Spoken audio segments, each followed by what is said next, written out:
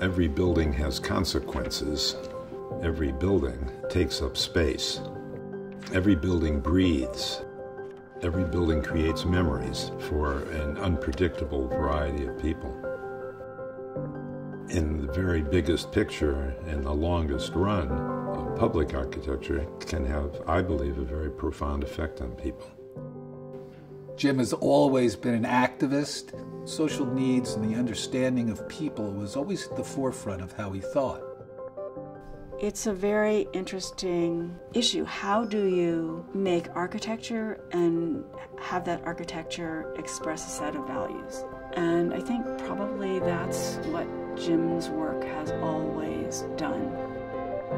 The architecture's responsibility is not just to make beautiful things. It has to also be political. One of the first projects was the New York State Bar Association headquarters. They intended to tear down 4 building lots on the edge of a historic park.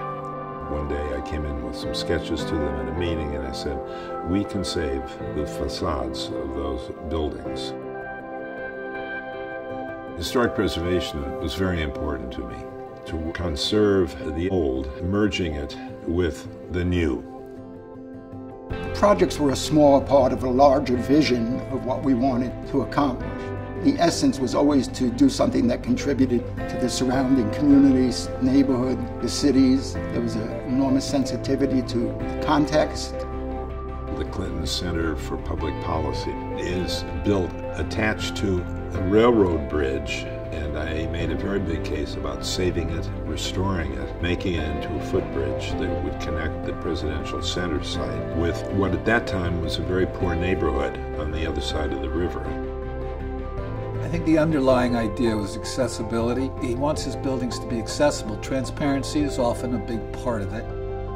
And in many ways, the Museum of Natural History is a kind of fortress. You know, it's like a castle. And the incredible space that he made, in a way, sort of opened up the sort of magic box of the Museum of Natural History.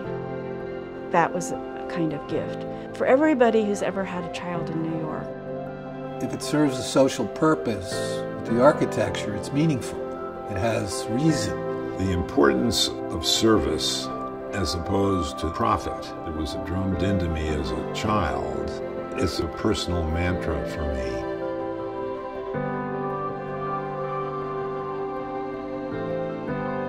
This is a healing profession. Small things can make an enormous impact without compromising the beauty and elegance of a building in its larger form and in its details.